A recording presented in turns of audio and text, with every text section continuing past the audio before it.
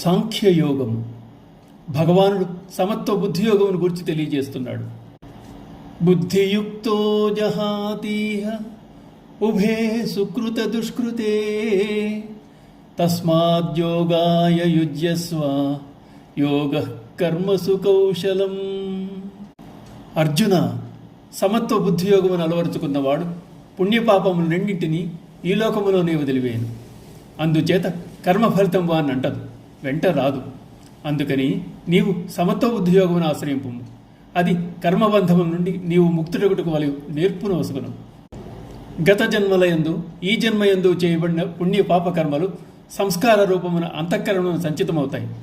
అయినప్పటికీ నిస్వార్థ భావంతో సమత్వ బుద్ధితో లోకహితము కర్మలు చేయు యోగి తన సమస్త కర్మల నుండి ప్రస్తుత జన్మయందే ముక్తుడవుతున్నాడు. అతడి అట్టి కర్మలు అకర్మలే అవుతాయి. కర్మలను చేస్తూ వాటి యందు తగులుకొనక ఉండడమే సామర్థ్యం. నిష్కామ కర్మలను ఆచరించడం నేర్పరితనమే యోగం. సమాధి అందున్న పురుషుడు ఆత్మస్థితుడై ఉన్నప్పుడు ఏ కర్మను చేయజాలడు. కానీ తక్కిన సమయంలో అటువంటి మహనీయుడు అనాసక్తంగా పుణ్యకార్యాలను ఆచరిస్తూనే ఉంటాడు.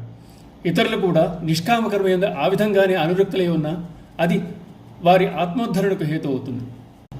కర్మజం బుద్ధియుక్తా ఫలం త్యక్త్వా మనీషిణః జన్మబంధ వినిర్ముక్తా పదం గచ్చల్చనామయం.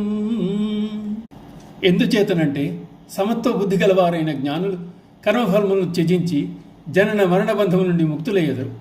వారు నిర్వికారమైన పరమ పదమును పొందెదరు. ప్రజ్ఞాశీలుడైన వాడే, కర్మ రహస్యం ఎరిగిన వాడే, అటువంటి వివేకియే కర్మఫలములను త్యజించి ఉత్తమ పదమును పొందగలడు.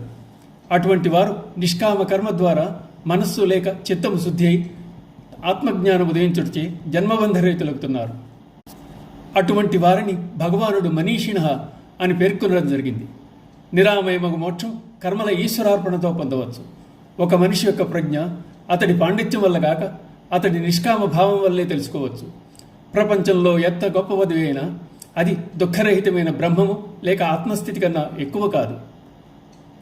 ఓం నమో భగవతే వాసుదేవాయ.